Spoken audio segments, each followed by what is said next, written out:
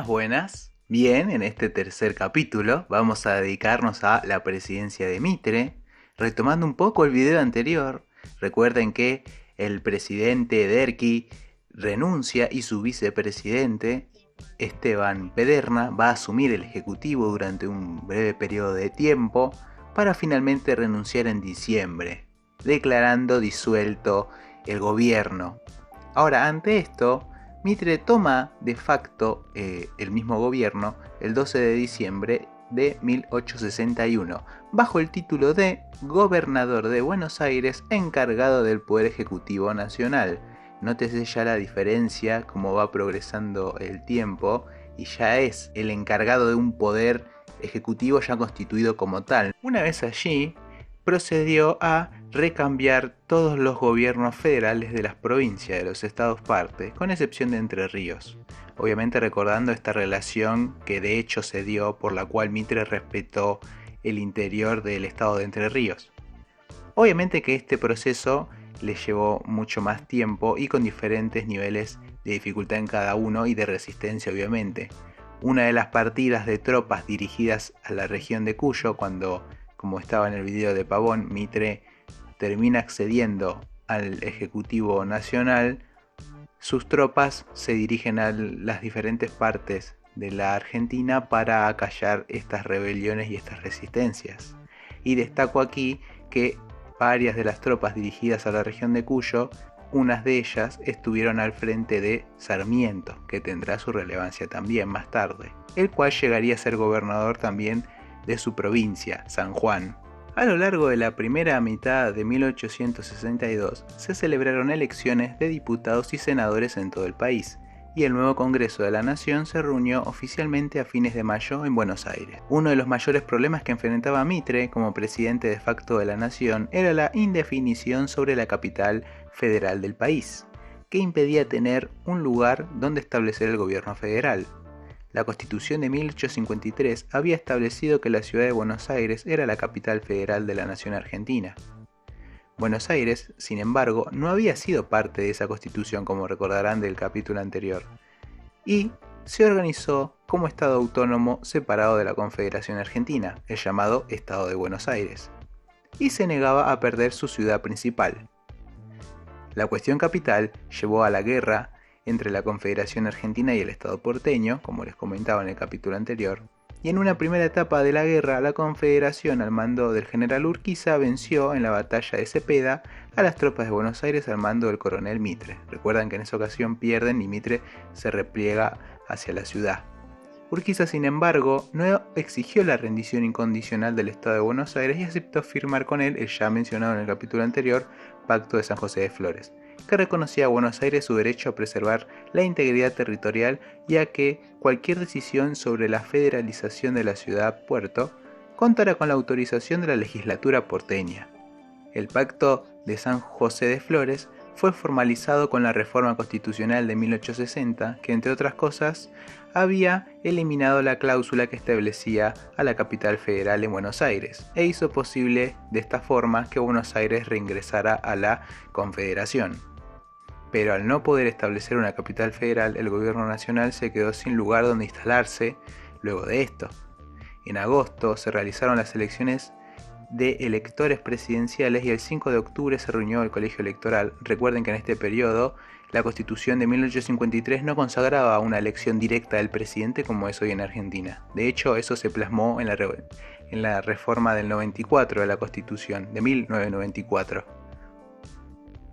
Este colegio electoral, que era el encargado en base a sus electores de elegir al presidente, terminó eligiendo por unanimidad a Mitre como presidente constitucional de la nación, y como vicepresidente fue elegido Marcos Paz.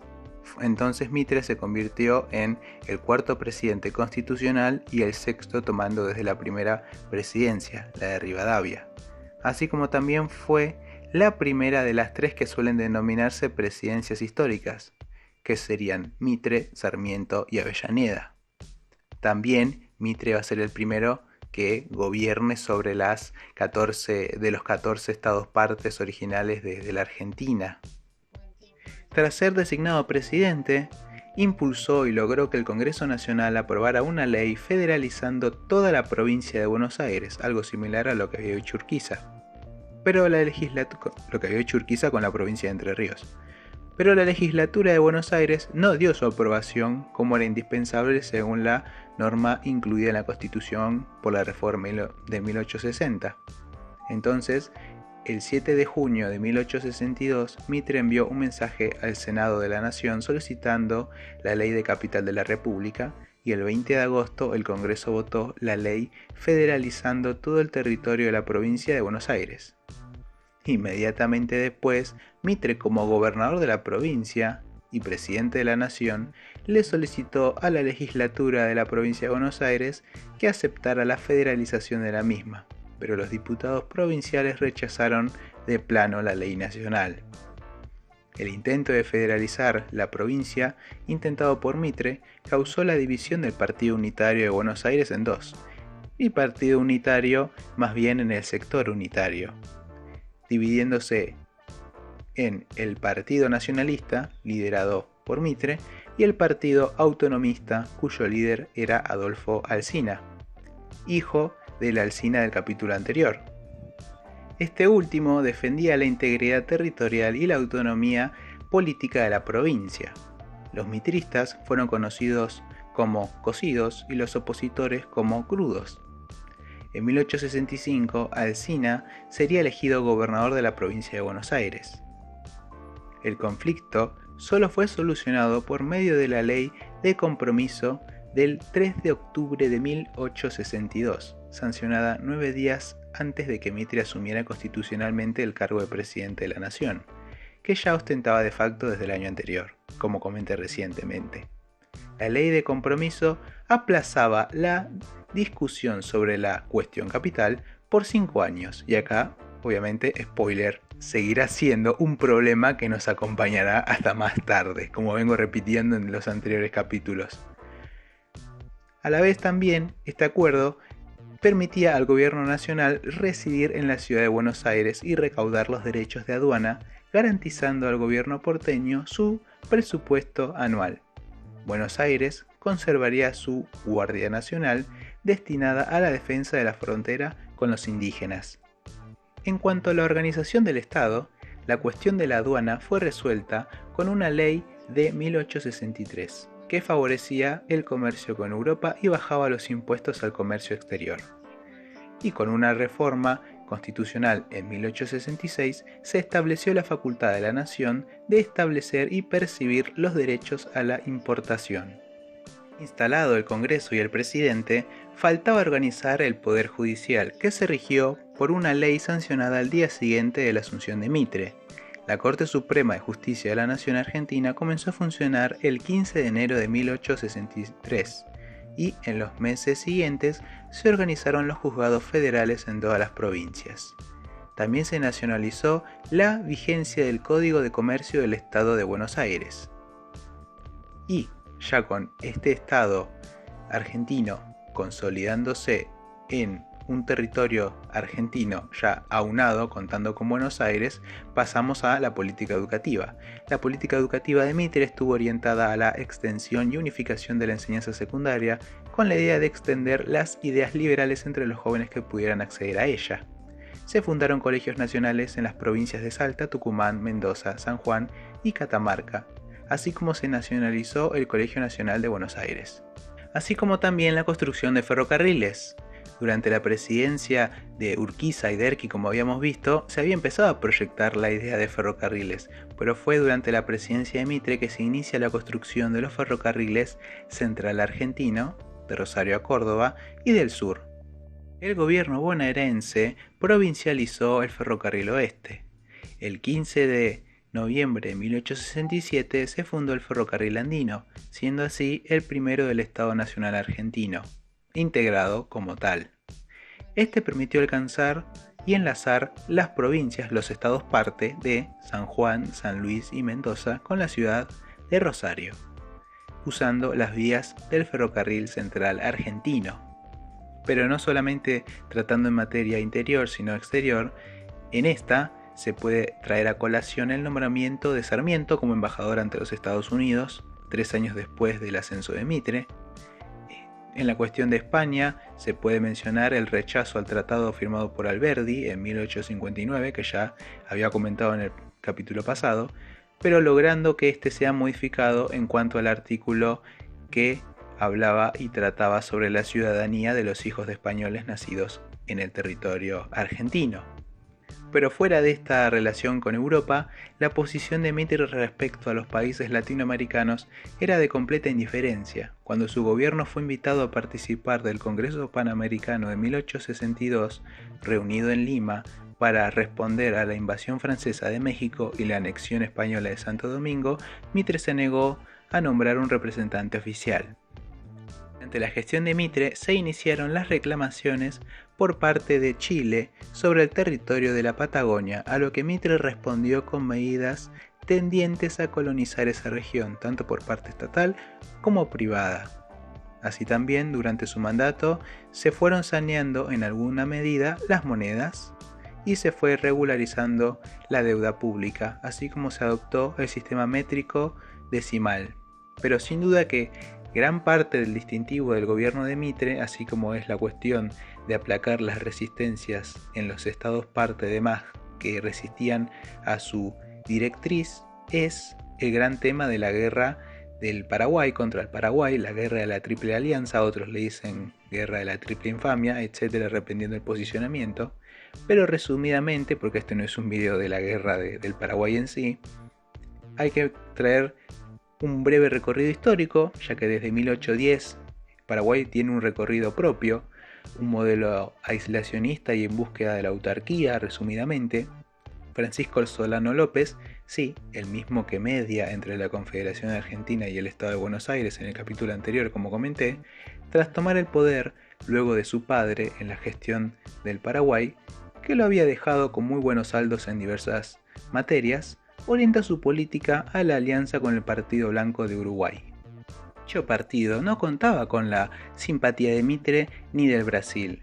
En apoyo a los colorados, los contrarios a los blancos, Mitre da apoyatura a la salida de Buenos Aires en abril de 1864 a el expresidente colorado de Uruguay, el general Venancio Flores, cuando este parte de Buenos Aires hacia una invasión a Uruguay. Para consolidar a los colorados, el Imperio del Brasil desplegó sus tropas desde el norte del Uruguay, así como para ofrecer la consolidación de la invasión que emprendió Venancio Flores. Francisco Solano López decidió acudir en defensa del gobierno uruguayo y enfrentar al Imperio del Brasil, con el cual sostenía además un largo conflicto de límites, iniciando su despliegue exitosamente sobre el Mato Grosso a mediados de 1864.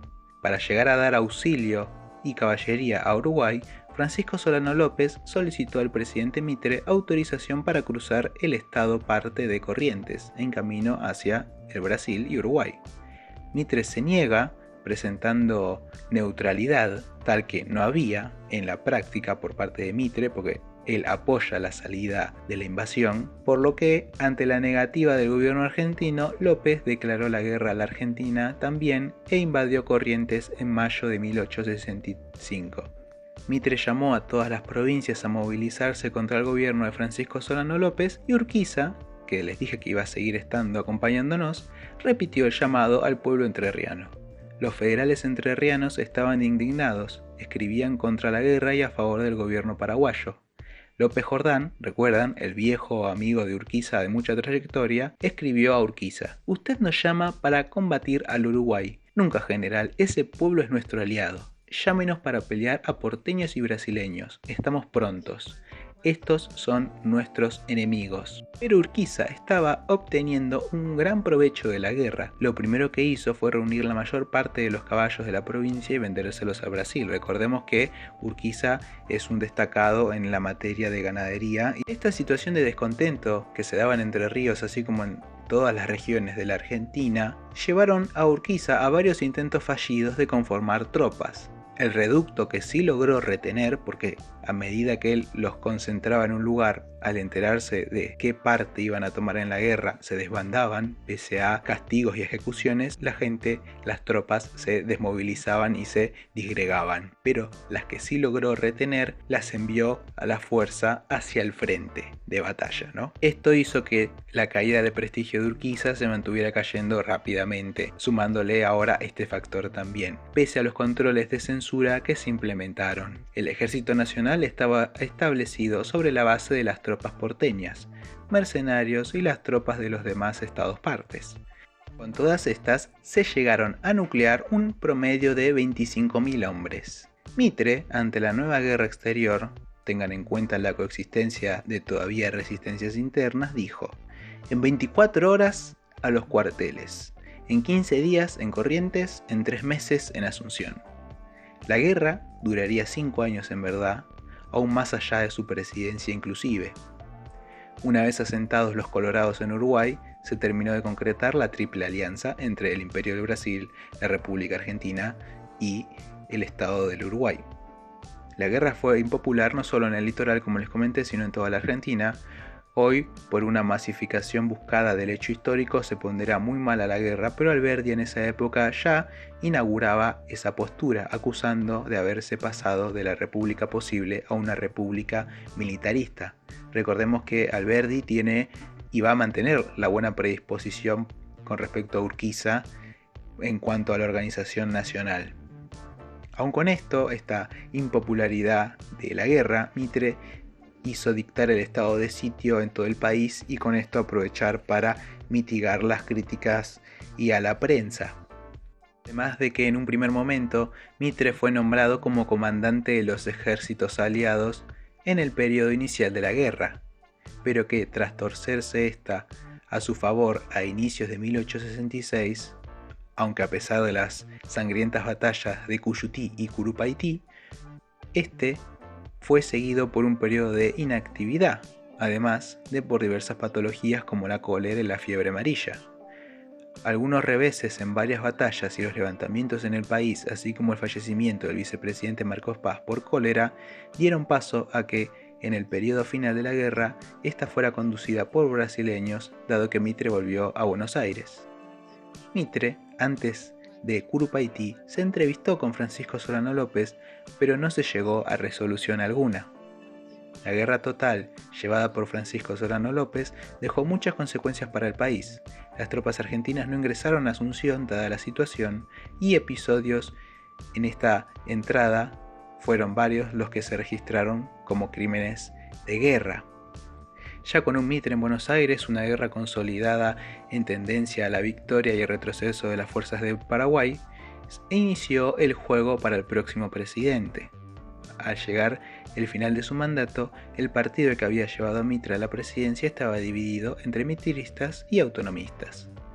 Por fuera de esa dicotomía subsistían algunos de los restos del Partido Federal que seguían reconociendo a Urquiza como su líder y aún tenían importante presencia en algunas provincias.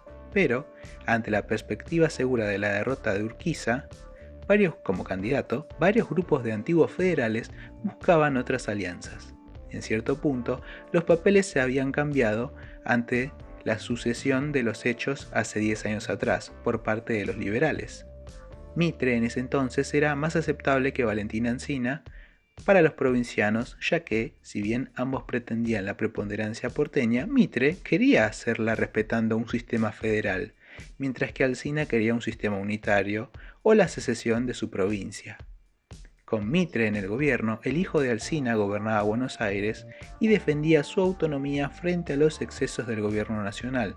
Acá vemos que durante el gobierno de Mitre, como bien llamada dentro de las presidencias históricas, el gobierno nacional comienza a terminar de conjugarse, de establecerse, de constituirse como el nivel de estado superior a los demás estados partes de las provincias. Esta actitud hacía que el hijo de Alsina fuera un posible aliado para los antiguos federales que también defendían las autonomías provinciales. Varios gobiernos provinciales se aliaron al partido autonomista. A mediados de 1867 ya había 3 candidatos: Urquiza, Alsina y Rufino de Elizalde, el candidato de Mitre. No obstante, Alsina era un candidato demasiado porteño para los provincianos, y una posible fórmula entre Urquiza y Alsina fracasó. Después de la presidencia, Mitre, en mayo de 1869, asumió como senador nacional.